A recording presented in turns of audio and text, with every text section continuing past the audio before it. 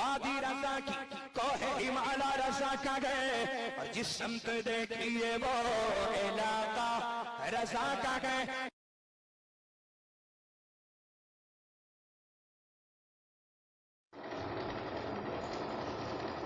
بسم اللہ الرحمن الرحیم، الحمد للہ رب العالمین، والصلاة والسلام علی سید المرسلین وعلی آلہ واصحابہ اجمعین، اما بعد فاعوذ باللہ من الشیطان الرجیم، بسم اللہ الرحمن الرحیم، ولا تقولوا لمن يقتل في سبيل الله أموات بل أحياء ولكن لا تشعرون۔ صدق الله العظيم وبلغنا رسوله النبي الأمين الكريم ونحن على ذلك لمن الشاهدين والشاكرين والحمد لله رب العالمين۔ معزز سامعین، نوجوان دوستو، عزیز بچوں، معزز ماں اور بہنوں، میں شفیق احمد شریفی، قاضی شہر پریار راج، مرکز علم و ہنر جامعہ دارالسلام سے آپ حضرات سے مخاطب ہوں۔ آئیے پہلے مورات مل کر سید المرسلین، محبوب رب العالمین، امام النبیین، سید الانبیاء صلی اللہ علیہ وسلم کی بارگاہ ناز میں درود و سلام کا نذرانہ پیش کر لیں۔ اللہم صلی علی سیدنا و نبینا مولانا محمد کما تحب ترضا بان تصلی علی الصلاۃ وسلام علیک یا رسول اللہ صلی اللہ تعالی علیہ وسلم۔ معزز سامعین، جامعہ دارالسلام میں ذکر شہدائے کربلا کی یہ 7ویں نشست ہے۔ ذکر شہید کربلا ذکر شہ انعام ہے، باطل کے سامنے جھکے مومن کو یہ حرام ہے۔ صبر کا نام زندگی، ظلم کا نام موت ہے، مٹ گئے تم یزیدیو، زندہ میرا امام ہے۔ معزز سامعین، حضرت سیدنا امام حسین رضی اللہ تعالیٰ عنہ برابر سفر فرما رہے تھے اور ابھی تک کوفہ کے حالات سے بے خبر تھے۔ جب مقام ثالبہ میں پہنچ کر حضرت امام علی مقام نے قیام کیا تو وہیں بکر اسدی سے ملاقات ہوئی جو کوفہ سے آ رہے تھے۔ انہوں نے اپنی اٹھنی بٹھاتے ہوئے حضرت امام علی مقام کو سلام کیا اور اتر کر خدمت اقدس میں حاضر ہوئے۔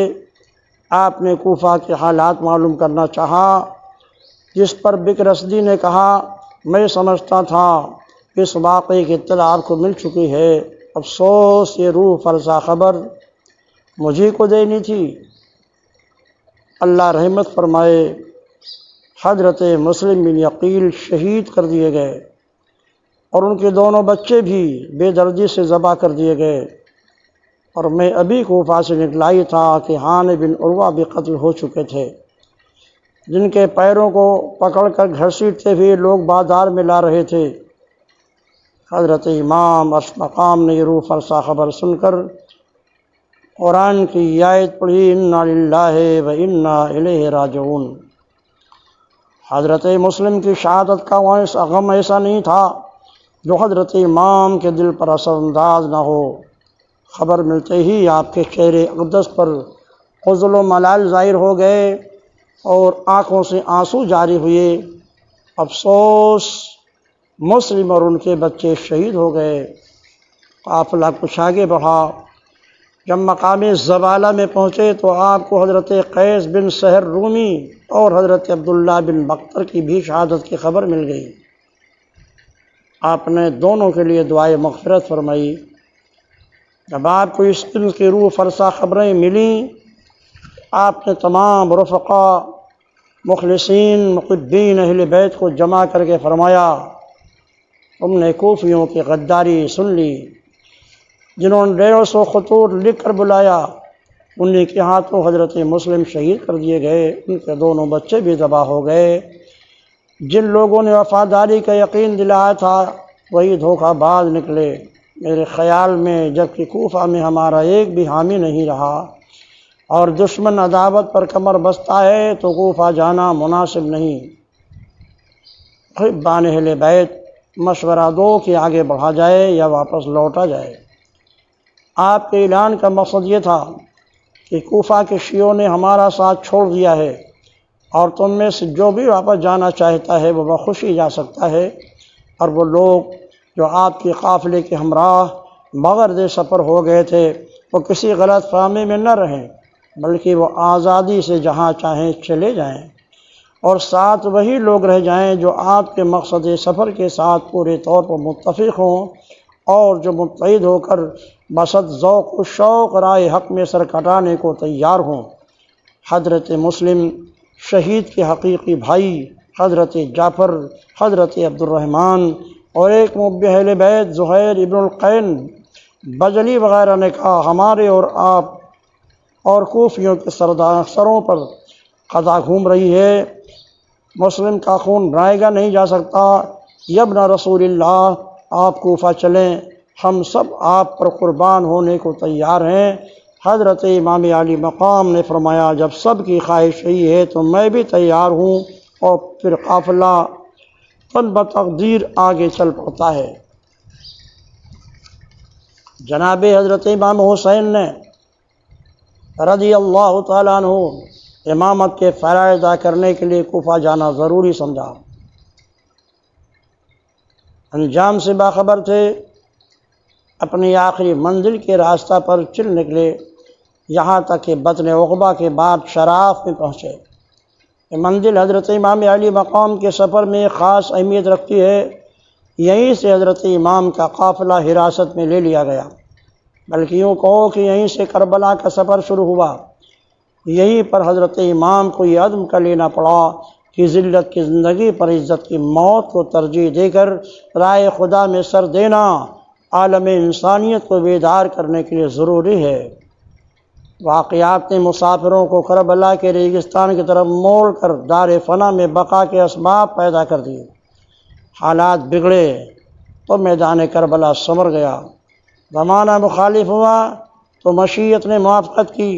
کربلا ہی وہ مقام ہے جہاں آپ نے اپنا اور اپنے رفقا اور عزیزوں کا خون بہا کر اسے عالم میں روشناس کرایا اور کربلا کو کربلائے معلی بنا دیا۔ حضرت امام علی مقام شراب سے صبح کے وقت کوہ ذی حشم کی طرف چل پڑے اور پہاڑ کے دامن پر خیمہ دن ہو گئے۔ حضرت امام نے ارشاد فرمایا، اپنے مسجدوں کو پانی سے بھر لو۔ سب نے یہی سمجھا کہ یہاں گرمی کا موسم ہے، ریگستان کا سفر ہے، پانی اکثر نایاب ہو جاتا ہے، عورتوں بچوں کو کی پیاس کا خیال بھی ضروری ہے، لیکن اس سے کون سمجھ سکتا تھا کہ دشمنوں کی پیاس بجھانے کا فریضہ ادا کرنے کی رسم ڈالی جانے والی ہے، عدو کے مہمان نوازی ہوگی، معصور کرنے والوں پر کرم کیا جائے گا۔ پانی کا انتظام ہو گیا تو اچانک حسینی قافلے کے ایک مرد مجاہد نے جوش مسرت میں کہا، نعرہ تکبیر، اللہ اکبر۔ حضرت امام نے تکبیر کہنے کی وجہ پوچھی تو جواب دیا، لق و دق سارا سے گزرتے ہوئے ایک مسلسل کوفت ہو رہی تھی، راہ میں کوئی چشمہ نہ سایا، گرمی کا موسم، باد سموم کے تھپیڑے، مبارک ہو مجھے نخلستان نظر آ رہا ہے، سامنے کھجوروں کے درخت سر بلند نظر آتے ہیں، اب کچھ راحت نصیب نہیں ہوگی۔ اب وہ نخلستان قریب آ گیا تو قبیلے بنی اسد کے دو آدمیوں نے کہا، اس میدان میں کہیں درخت نہیں؟ معلوم ہوا کہ جسے نخلستان سمجھا جا رہا تھا وہ سراب تھا۔ امام علی مقام نے فرمایا، یہ تو سواروں کی گرد ہے، یہ متحرک 1000 افراد کی فوج کے سوار اور ان کے نیزے ہیں۔ مان حضرت امام کا خیال اہل و عیال، عورتوں بچوں کی حفاظت کی طرف متوجہ ہوا۔ سب رسول کے ساتھ آل رسول بھی تھے، عورتیں بھی تھیں، بچے بھی تھے، کربلا تک ان سب کو پہنچانا تھا اور ان سے کام لینا تھا۔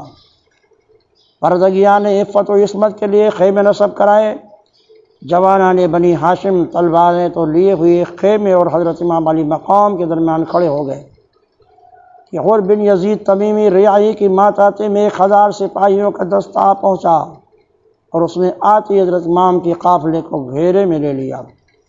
حضرت امام علی مقام نے دیکھا دشمن پر پیاس کا غلبہ ہے، چہرے مرجھائے ہوئے ہیں، ہونٹ سوکھے ہوئے ہیں، گھوڑوں کی زبانیں پیاس سے خشک ہیں کہ کریم ابن کریم نے دشمنوں کے نیزوں اور نیزوں کی انیوں کو نہ دیکھا، تلواروں کی چمک، سنان کی لچک پر نگاہ نہ کی، بلکہ اس محسن انسانیت صلی اللہ علیہ وسلم کے نواسے نے انسانوں کے افسردہ چہروں کو دیکھا۔ حضرت امام نے حضرت علی اکبر کی طرف متوجہ ہو کر فرمایا، بیٹا یہ لوگ تھکے ماندے ہیں، پریشان حال آئے ہیں، ان کو اور ان کے گھوڑوں کو پانی پلا دو۔ رفقا نے فوراً تعمیل حکم کی۔ اتنے میں ظہر کی اذان ہوئی۔ امام علی مقام نے خود سے فرمایا، تم اپنے ساتھیوں کو الگ نماز پڑھاؤ گے یا میری اقتداء کرو گے؟ اور نے کام سب آپ ہی کی اقتداء کریں گے۔ نماز ظہر سے فارغ ہو کر حضرت امام نے ادیب المثال خطبہ دیا اور آپ نے آنے کی غرض اور دین حق کے تقاضوں کو پوری طرح واضح فرمایا۔ نماز سے فارغ ہو کر سب لوگ بڑے اطمینان سے بیٹھ گئے۔ حضرت امام حسین رضی اللہ تعالیٰ عنہ نے اپنی تلوار کا تکیہ لگا کر کھڑے ہوئے اور آپ نے ارشاد فرمایا، اے عراقی جوانوں، ارے کوفہ کے بہادروں، یہ سمجھ لو اور یاد رکھو کہ دنیا فانی ہے، اس کی زندگی عارضی ہے، ہر انسان ہر جاندار کی حیات مستعار ہے، سب چیزیں ایک دن فنا ہونے والی ہیں، ہمیشگی ذات باری تعالیٰ ہی کیوں ہے۔ اے لوگوں، میں اللہ تعالیٰ اور تم لوگوں سے معذرت کرتا ہوں۔ اے کوفیو، تم اچھی طرح جانتے ہو کہ میں یہاں خود نہیں آیا ہوں، بلکہ تم نے متواتر پیغام خطوط دے کر ہمیں بلایا ہے۔ تمہارے قاصدوں نے میرے پاس جا کر مجھے یہاں آنے پر مجبور کیا۔ اب میں آیا ہوں تو تم اپنے قول و قرار پر رہتے ہوئے مجھ سے عہد و پیمان کرو، جن سے مجھے پورا اطمینان ہو جائے تو میں تمہارے شہر کو چلوں، اور اگر تم ایسا نہیں کرتے، میرا آنا تمہیں ناگوار ہے اور تم میری اطاعت اور اپنے عہد و پیمان سے منحرف ہو گئے ہو، تو صاف کہہ دو تاکہ میں جس شہر سے آیا ہوں وہیں واپس چلا جاؤں۔ بتاؤ تمہاری کیا مرضی ہے؟ تمام کوفی نہایت خاموشی سے آپ کا خطبہ سن رہے تھے کہ کسی نے کوئی جواب نہ دیا۔ کوفیوں میں سے کسی کو اظہار صداقت کی جرت نہ ہوئی۔ آپ اپنے خیمے میں تشریف لائے اور خود اپنے مقام پر چلا گیا۔ عصر کے بعد حضرت امام علی مقام نے اپنے قافلوں کو تیاری کا حکم دیا اور مؤذن کو اذان کے لیے فرمایا۔ پھر سب نے آپ کے پیچھے نماز پڑھی۔ نماز کے بعد حمد و ثنا کرتے ہوئے آپ نے ایک دوسرا خطبہ دیا، لوگو اللہ سے ڈرو، اہل حق کا حق کو پہچانو، یہ تو اللہ کی رضا اور خوشنودی کا باعث ہوگا۔ ہمارے نبوت ان دعوے داروں کے مقابل میں جو تم پر ظلم و زیادتی کے ساتھ حکومت کرتے ہیں، جس کا انہیں حق نہیں، خلافت کے زیادہ مستحق ہیں۔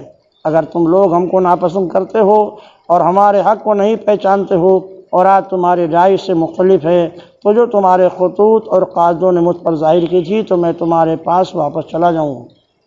اور نے کہا، خدا کی قسم، ہمیں ان خطوط اور قاصدوں کی جن کا آپ ذکر کر رہے ہیں قطعی کوئی خبر نہیں ہے۔ حضرت امام علی مقام نے عقبہ بن سیمان سے فرمایا، دونوں تھیلے لاؤ جن میں ان لوگوں کے خطوط ہیں۔ وہ لائے، آپ ان تھیلوں کو سب کے سامنے الٹ دیا۔ ان خطوط کو دیکھ کر انہوں نے کہا، ہم ان لوگوں میں سے نہیں ہیں جنہوں نے آپ کو خطوط لکھے ہیں، ہمیں تو یہ حکم ملا ہے کہ جب ہم آپ سے ملیں آپ کا راستہ نہ چھوڑیں یہاں تک کہ کوفہ میں ابن زیاد کے پاس پہنچا دیں۔ آپ نے فرمایا، تمہاری موت اس سے زیادہ قریب ہے۔ پھر آپ نے قافلوں کو سوار ہو کر لوٹنے کا حکم دیا اور نے مزاحمت کی تو آپ نے فرمایا، تیری ماں تجھے روئے تو کیا چاہتا ہے؟ انہوں نے کہا، خدا کی قسم، آپ کے علاوہ کوئی عرب یہ کلمہ کہتا، خواہ وہ کوئی بھی ہوتا تو میں اس کی ماں کو بھی ایسی ہی بد دعا دیتا، لیکن خدا کی قسم میں آپ کی والدہ کا ذکر آسان طریقے سے کروں گا۔ آپ نے فرمایا اچھا تم چاہتے کیا ہو؟ انہوں نے کہا میں چاہتا ہوں کہ آپ کو ابن زیاد کے پاس لے چلوں۔ آپ نے فرمایا خدا کی قسم میں اس میں تمہاری موافقت نہیں کروں گا۔ انہوں نے کہا خدا کی قسم میں بھی آپ کو نہیں چھوڑوں گا۔ اس طرح آپس میں تکرار اور سخت کلامی ہوتی رہی۔ انہوں نے کہا مجھے آپ سے لڑنے کا حکم نہیں ہے، مجھے صرف یہ حکم دیا گیا ہے کہ جہاں بھی آپ ملیں آپ کو چھوڑوں نہیں جب تک کہ آپ کو کوفہ نہ پہنچا دوں۔ تو آپ ایسا راستہ اختیار کریں جو نہ آپ کو کوفہ پہنچائے اور نہ مدینہ لوٹائے۔ اس درمیان میں ابن زیاد کو لکھتا ہوں اور آپ بھی ابن زیاد یزید کو لکھیں، شاید اللہ کوئی ایسی آفت کی صورت پیدا کر دے کہ میں بھی آپ کے معاملے میں ابتلائی آزمائش سے بچ جاؤں۔ آپ مذہب اور آپ غضیب اور قاسیہ کے راہ سے بائیں طرف مڑ کر چلنے لگے۔ اور بھی ساتھ ساتھ چل رہا تھا جیسا کہ طبری نے اور ابن اسیر نے بیان کیا ہے۔ مقام بیضہ میں پہنچ کر آپ نے اپنے اور حر کے ساتھیوں سے پھر ایک پرجوش خطبہ دیا۔ آپ نے خطاب کرتے ہوئے کہا اے لوگو، بلا شبہ رسول اللہ صلی اللہ علیہ وسلم نے فرمایا ہے کہ جو شخص ایسے ظالم بادشاہ کو دیکھے جو اللہ کے حرام کردہ کو حلال کرنے والا ہو، اللہ کے عہد کو توڑنے والا ہو اور رسول اللہ صلی اللہ علیہ وسلم کی سنت کے خلاف کرنے والا ہو، اللہ کے بندوں پر گناہ اور زیادتی سے حکومت کرنے والا ہو، تو پھر وہ بقدر طاقت فعلاً و قولاً اس کو نہ بدلے تو اللہ کو حق پہنچتا ہے کہ اس بادشاہ کو مدخل یعنی جہنم میں داخل کرے۔ آگاہ ہو جاؤ، ان لوگوں نے شیطان کی راہ اختیار کی ہے اور رحمان کی اطاعت کو چھوڑ دیا ہے، ملک میں فساد برپا کر دیا ہے، حدود شرع کو معطل کر دیا ہے، مال غنیمت کو اپنے لیے مخصوص کر لیا ہے، اللہ کی حرام کردہ چیزوں کو حلال اور حلال کو حرام کر دیا ہے۔ میں بنسبت کسی اور کے حق رکھتا ہوں کہ ان کو بدلوں، اور بے شک میرے پاس تمہارے خطوط اور قاصد تمہاری بیعت کے ساتھ آئے اور اس عہد کے ساتھ آئے کہ تم مجھے دشمن کے سپرد نہ کرو گے اور بے یار و مددگار نہ چھوڑو گے۔ بس اگر تم اپنی بیعت پر قائم رہو گے تو رشد و ہدایت پاؤ گے۔ سنو، میں حسین بن علی فاطمہ بنت رسول اللہ کا فرزند ہوں، میری جان تمہاری جانوں کے ساتھ ہے، میرے اہل تمہارے اہل کے ساتھ ہیں، میری ذات تمہاری نمونہ ہے۔ اگر تم نے ایسا نہ کیا اور اپنے عہد و پیمان کو توڑا اور میری بیعت کا حلقہ اپنی گردنوں سے اتار دیا تو میری جان کی قسم یہ تمہارے لیے کوئی نئی اور انوکھی بات نہ ہوگی، بلکہ اس سے پہلے تم میرے باپ اور میرے بھائی اور میرے ابن مسلم کے ساتھ بھی ایسا کر چکے ہو، اور فریب خوردہ ہے جو تمہارے دھوکے میں آ گیا۔ تم بدنصیب ہو، تم نے اپنے حصے کو ضائع کر دیا، اور جس نے بدعہدی کی تو سوائے اس کے اور کچھ نہیں کہ اس بدعہدی کا وبال اسی کی ذات پر ہے، اور مجھے عنقریب اللہ تعالیٰ تم سے بے نیاز کر دے گا۔ والسلام علیکم ورحمۃ اللہ وبرکاتہ۔ آپ خطاب فرما چکے تو حر نے کہا میں آپ کو آپ ہی کی جان کے بارے میں خدا یاد دلاتا ہوں، شہادت دیتا ہوں کہ اگر آپ حملہ کریں گے تو بھی یا آپ پر حملہ ہوگا تو بھی آپ ضرور قتل کر دیے جائیں گے۔ آپ نے فرمایا کیا تم مجھے موت سے ڈراتے ہو؟ کیا تمہاری شقاوت اس حد تک پہنچ جائے گی کہ مجھے قتل کرو گے؟ میں نہیں جانتا کہ میں تمہیں کیا کہوں، لیکن میں وہی کہتا ہوں جو بنی اوس میں سے ایک صحابی رسول نے اپنے ابن ام سے کہا تھا جب یہ صحابی رسول کی مدد کرنا چاہتے تھے تو ان کے چچا زاد بھائی نے ان سے مل کر کہا کہاں جاتے ہو، مارے جاؤ گے؟ انہوں نے جواب دیا تھا میں قریب اپنے مقصد کو پورا کروں گا، اور موت جوان مردی کے لیے باعث ننگ و آہٹ نہیں جبکہ اس کی نیت نیک ہو اور مسلمان رہ کر جہاد کرے اور اپنی جان سے صالحین بندوں کی مدد کرے اور ہلاک ہونے والوں کی مخالفت کرے اور مجرم سے علیحدہ رہے۔ اگر میں زندہ رہا تو ہمیں کچھ ندامت نہ ہوگی، اور اگر مر گیا تو کوئی صدمہ نہ ہوگا، لیکن تجھے یہی کافی ہے کہ تو ذلت و رسوائی کے ساتھ زندگی بسر کرے گا۔ اور سامعین، شہید کربلا سید الشہداء برابر انہیں خطبہ دے کر تنبیہ فرمائش کرتے رہے۔ اسی درمیان ابن زیاد کا ایک خط آیا۔ حضرت امام علی مقام نے دیکھا کہ یہ سوار جو ہتھیار لگائے کندھے پر بھاری کمان رکھے بھی آ رہا تھا۔ اس نے آ کر حضرت امام کو نہیں بلکہ حر کو سلام کیا اور ابن زیاد کا خط اس کو دیا۔ اس میں یہ لکھا تھا، جب میرا قاصد میرا خط لے کر تمہارے پاس پہنچے تو اسی وقت سے حسین پر سختی کرو اور اس کو سوائے ایسے کھلے میدان میں جہاں نہ کوئی پناہ گاہ ہو اور نہ ہی پانی ہو کہیں اور اترنے نہ دو۔ میں نے اپنے قاصد کو حکم دیا ہے کہ تم پر کڑی نگرانی رکھے اور اس وقت تک تم سے الگ نہ ہو جب تک کہ میرے پاس یہ خبر نہ آ جائے کہ تم نے میرے حکم پر عمل کر لیا ہے۔ مغرب کی نماز کے بعد حر حضرت امام حسین کے پاس آئے۔ انہوں نے حضرت امام کے پیچھے نماز پڑھی۔ نماز سے فارغ ہو کر حر نے جناب امام سے کہا، یا سیدی، آپ ایک سانوی سوار ابن زیاد کا حکم نامہ لے کر آیا ہے جس میں لکھا ہے کہ حضرت حسین کو روکو، انہیں کسی چٹیل میدان میں ٹھہرنے پر مجبور کرو۔ میں کیا عرض کروں؟ اگر میں اپنے فرض کو ادا نہیں کرتا تو ابن زیاد اور یزید سے ڈرتا ہوں، اور اگر فرض منصبی کی ادائیگی بجا لاتا ہوں تو خدا اور اس کے رسول سے خوف کھاتا ہوں۔ ہاں، ایک تدبیر میرے ذہن میں آئی ہے، وہ یہ کہ رات کو جب یزیدی لشکر سو جائیں تو آپ اپنے قافلے کے ساتھ کہیں دور نکل جائیں، میں کچھ دور تک تلاش کر کے واپس جاؤں گا۔ حضرت امام علی مقام نے فرمایا، تدبیر تو اچھی ہے اگر خدا کو بھی منظور ہے۔ حضرت امام علی مقام نے اہل کوفہ سے کہا، میرا ارادہ ہے کہ آج آدھی رات کے بعد جب دشمن سو رہے ہوں خاموشی سے کوچ کروں تاکہ دشمنوں کو ہماری نقل و حرکت معلوم نہ ہو۔ جب آدھی رات ہو گئی اور کوفی خواب خرگوش میں مبتلا ہو گئے تو امام علی مقام کا قافلہ نہایت خاموشی سے روانہ ہو گیا۔ 30 ذوالحجہ 60 ہجری اور پہلی محرم 61 ہجری کی درمیانی شب تھی۔ صبح تک یہ قافلہ نہایت تیزی سے چلتا رہا۔ جب صبح نمودار ہوئی تو اہل قافلہ نماز پڑھنے کے لیے رک گئے۔ جب امام علی مقام نے نماز ختم کر کے دعا مانگی تو صبح کا اجالا چاروں طرف پھیل چکا تھا۔ جب لوگوں نے دیکھا تو تعجب اور حیرت ہوئی کہ قافلہ اسی جگہ مقیم ہے جہاں سے رات کو روانہ ہوا تھا۔ پھر دوسری رات بھی قافلہ چلتا رہا، لیکن جب صبح ہوئی تو دیکھا کہ جہاں سے چلے تھے وہیں ہیں۔ آج اتنا ضرور ہوا کہ میدان بدل گیا تھا۔ پہلا میدان قدرے سبزدار اور بالکل دریائے فرات کے کنارے تھا، اور یہ میدان بالکل چٹیل بے آب و گیا اور دریائے فرات سے بھی قدرے فاصلے پر تھا۔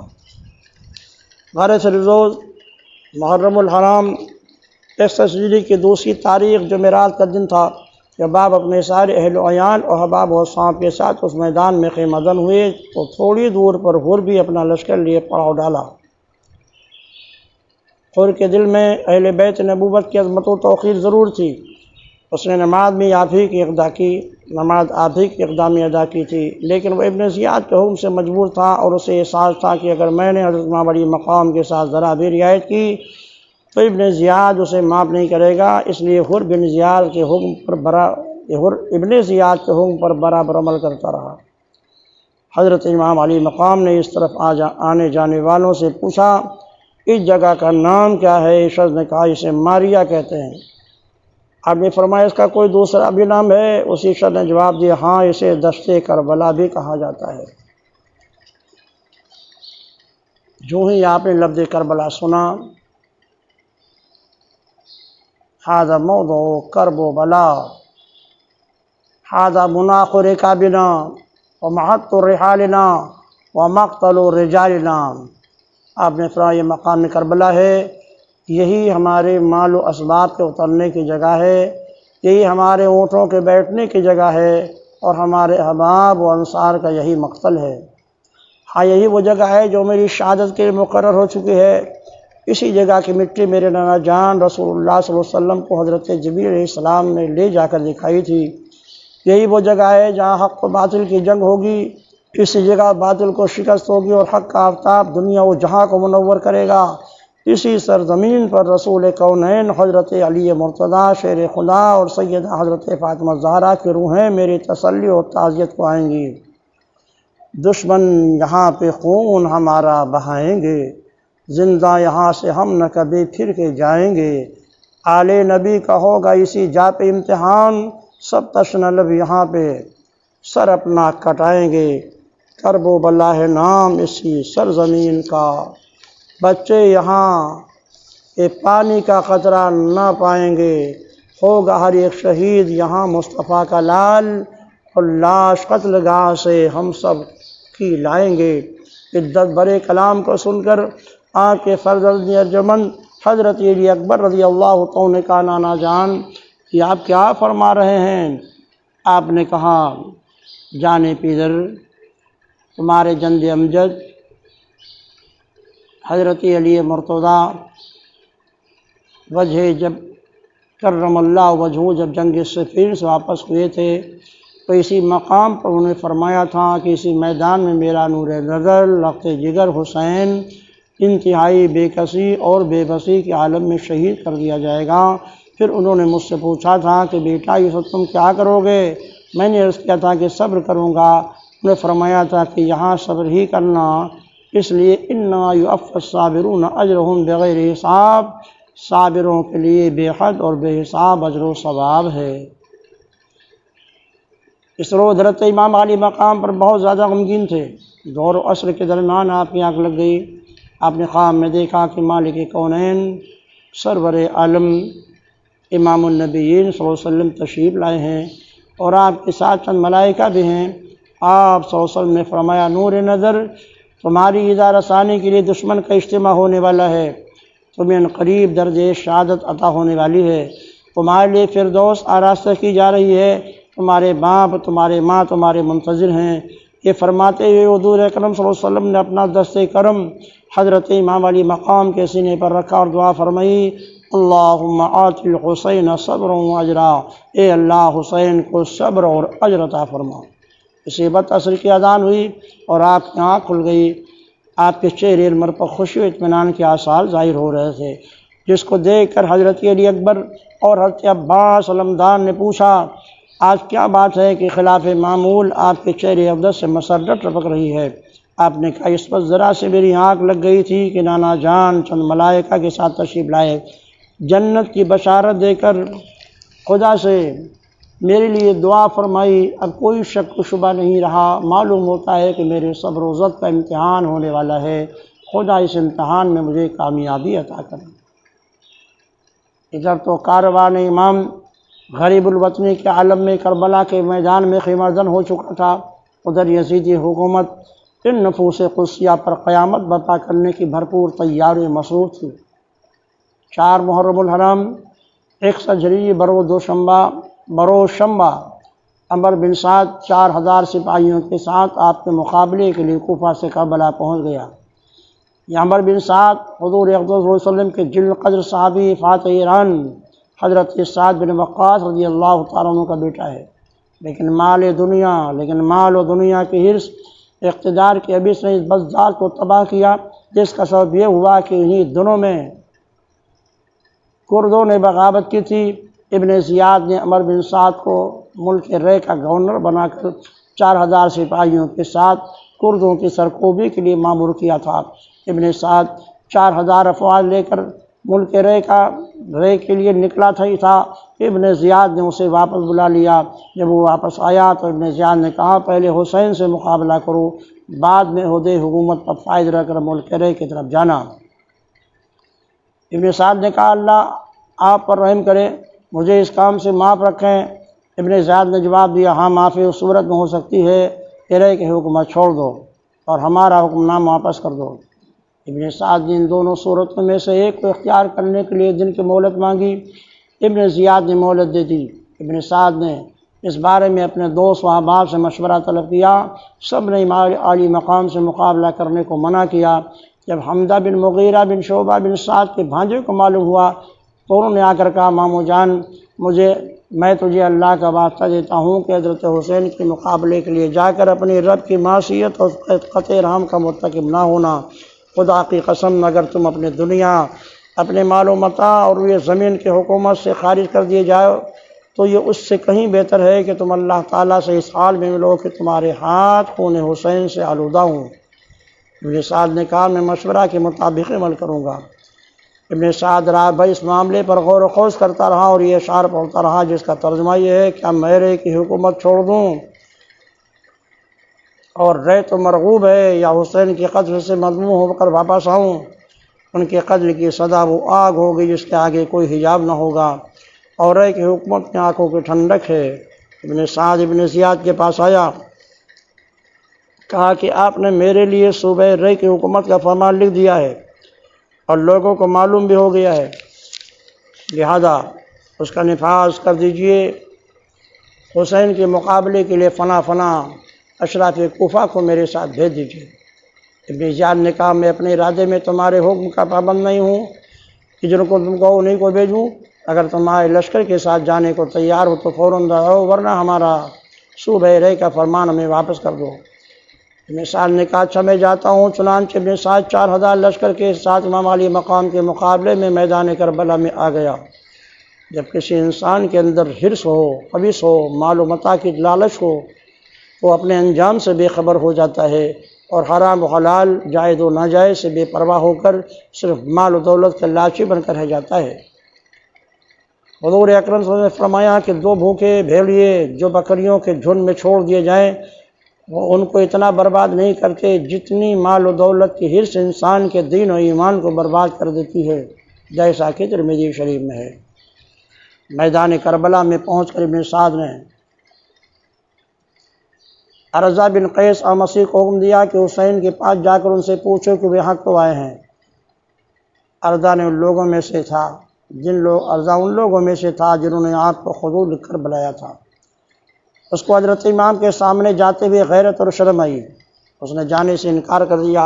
ابن سعد نے لشکر کے دوسرے رئیس لوگوں میں سے جس کو بلاتا وہ لوگ یہ کہہ کر ٹال جاتے کہ میں بھی بلانے والوں میں ہوں، بھلا کس منہ سے جاؤں۔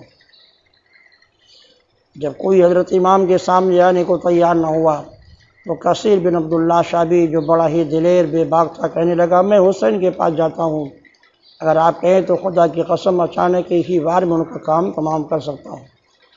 ابن سعد نے کہا میں یہ نہیں کہتا کہ تم اچانک پر حملہ کر کے ان کو قتل کر دو، میں یہ کہتا ہوں کہ تم ان کے پاس جا کر دریافت کرو کہ وہ یہاں کیوں آئے ہیں۔ کثیر چلا، ادھر ابو ثمامہ ساعدی نے اسے آتے دیکھ کر حضرت امام علی مقام سے کہا اے ابو عبداللہ، یہ حضرت حسین کی کنیت تھی، اللہ آپ کا بھلا کرے، آپ کے پاس دنیا بھر کا شریر ترین اور خوریش شخص آ رہا ہے۔ یہ کہہ کر ابو ثمامہ کھڑے ہو گئے اور آگے بڑھ کر کثیر سے کہا تلوار ایک طرف رکھ، امام سے ملاقات کر سکتے ہو۔ اس نے کہا خدا کی قسم یہ ہرگز نہیں ہو سکتا، میں بحیثیت قاصد پیغام لایا ہوں، اگر سن لو گے تو ٹھیک ہے ورنہ واپس چلا جاؤں گا۔ ابو ثمامہ نے کہا اچھا اگر تم تلوار نہیں رسے تو میں تمہاری تلوار کے قبضے پر ہاتھ رکھے رہوں گا، تم نے حضرت امام سے پیغام کہہ لینا۔ اس نے کہا واللہ یہ بھی نہیں ہو سکتا اور تم میری تلوار کے قبضہ کو ہاتھ بھی نہیں لگا سکتے۔ ابو ثمامہ نے کہا اچھا جو پیغام ہو مجھ سے کہہ دو، میں حضرت امام تک پہنچا دوں گا، مگر تمہیں اس طرح ان کے قریب نہیں جانے دوں گا کیونکہ تم نہایت شریر انسان ہو۔ دونوں کے درمیان بد کلامی ہوئی، پیغام پہنچائے بغیر واپس چلا گیا اور جا کر ابن سعد سے پورا حال بیان کر دیا۔ 5 محرم الحرام 61 ہجری یکشنبہ کے روز صبح کی نماز کے بعد عمر بن سعد حضرت امام حسین کی خدمت میں حاضر ہوا۔ عرض کی ابن زیاد نے مجھے اس لیے مامور کیا ہے کہ میں آپ کو یزید کے بیعت کے لیے مجبور کروں۔ حضرت امام علی مقام نے فرمایا ابن سعد کیا تم اس بات کو مناسب سمجھتے ہو کہ میں یزید کو بیعت کر لوں؟ ابن سعد نے کہا اگر آپ نے بیعت نہ کی تو میں آپ کی گرفتاری پر مامور ہوا ہوں، اگر آپ نے جنگ کا ارادہ کیا تو جس قدر لشکر اب تک آ چکا ہے اس سے کہیں زیادہ اور آئے گا، مجھے آپ کی جان کا خطرہ ہے، آپ نے یہاں آ کر اپنے آپ کو خطرے میں ڈال دیا ہے، چونکہ مجھے آپ سے عقیدت ہے اور یگانگی بھی، اس لیے میں کہتا ہوں کہ آپ اس وقت یزید کو بیعت کر لیں، مصلحت بھی کوئی چیز ہے۔ حضرت امام علی مقام نے جواب دیا ابن سعد کا حق و باطل کی جنگ میں مصلحت بھی کوئی چیز ہوتی ہے؟ میرے باپ حضرت علی کرم اللہ تعالی وجہ الکریم، میرے بھائی حضرت حسن مصطفیٰ نے بھی ایسا نہیں کیا اور میں بھی ایسا نہیں کر سکتا۔ میں خود نہیں آیا بلکہ خودت کے برمار کر کے مجھے بلایا گیا ہے، اور جب میں آ گیا ہوں تو مجھے دھوکہ دیا جا رہا ہے۔ میں اس خاندان سے ہوں جہاں مصلحت کو فریب سمجھا جاتا ہے، تم دنیا طلب کر رہے ہو، مگر میں عقبہ کی دعوت دیتا ہوں، یہ دنیا چند روزہ ہے، عقبہ ہمیشہ رہنے والی ہے، تم دنیا کو چھوڑ کر جنت کے حقدار بن جاؤ گے۔ ابن سعد نے کہا میں آپ سے تو یہی کہوں گا کہ آپ یزید کی بیعت کر کے دنیا کی عزت و دولت حاصل کر لیں۔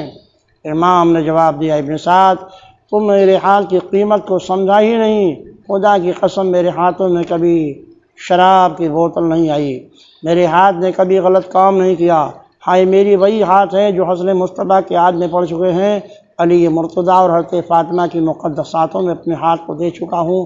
ہاں انہی ہاتھوں سے اپنے نانا جان جناب محمد رسول اللہ صلی اللہ علیہ وسلم کے ہاتھوں کا بوسہ لے چکا ہوں۔ میرے ہاتھ اور یزید کی بیعت کروں یہ ہرگز نہیں ہو سکتا، البتہ میں چند شرطیں رکھتا ہوں، اگر تم مان لو تو جنگ رک سکتی ہے۔ پہلی شرط یہ ہے کہ جس طرف سے آیا ہوں مجھے اسی طرف جانے دو، میں گوشہ نشین ہو کر اللہ اللہ کرتا رہوں گا۔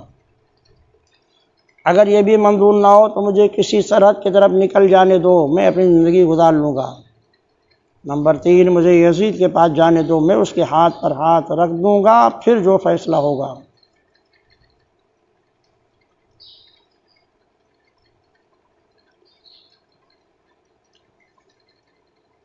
اس سے مراد یہ نہیں کہ میں اس کے ہاتھ پہ بیعت کر لوں گا، بلکہ مراد یہ ہے کہ ہم خود اس سے ملاقات کر کے اور مستقبل کے فیصلے آپس میں کر لیں گے۔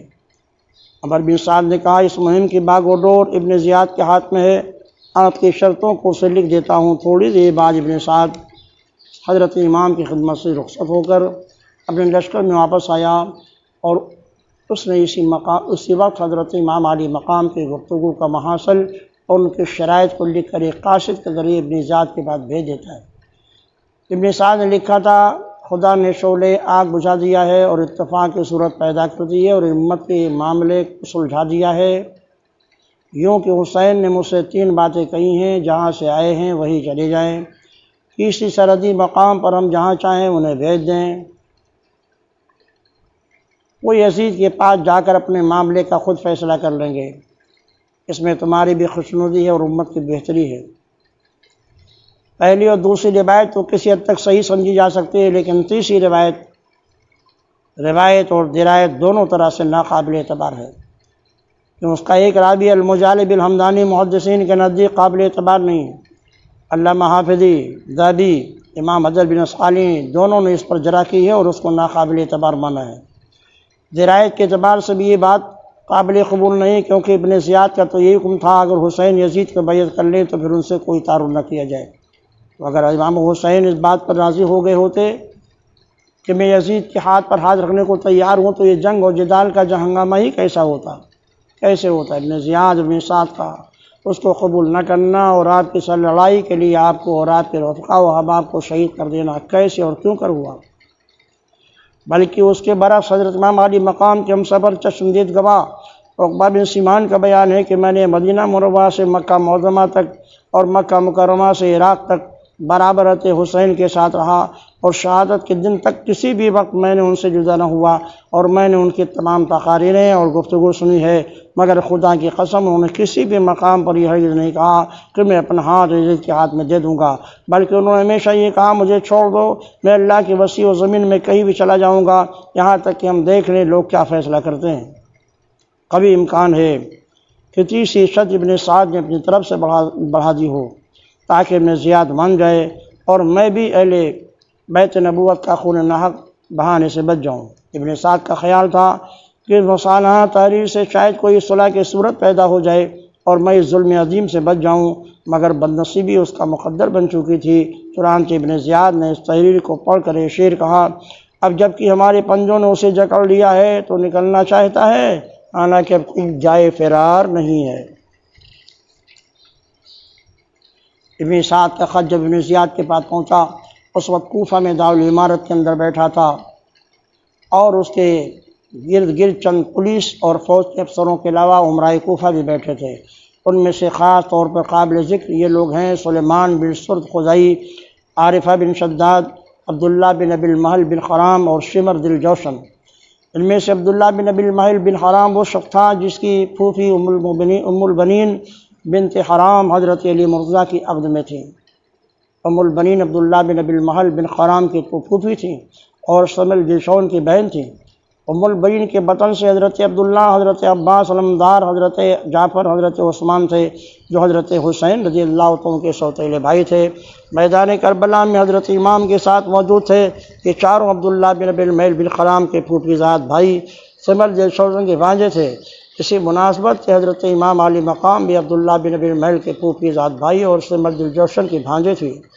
لیکن دنیا داروں اور حریص لوگوں نے کہ یہ رشتہ داری کوئی چیز نہیں، غرض ہے کہ ابن سعد کا خط پڑھنے کے بعد ابن زیاد نے کہا خدا کا شکر ہے معاملہ طے ہوتا نظر آ رہا ہے۔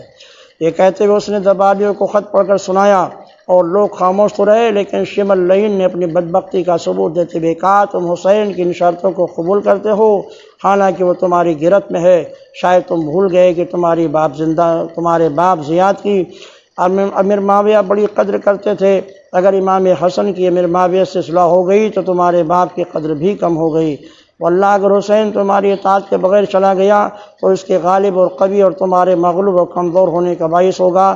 میرا خیال ہے تم حسین سے اپنے ہاتھ پر یزید کو بیعت لو، ایسا کرنے سے کبھی بھی یزید کے دل سے تمہاری قدر کم نہ ہوگی۔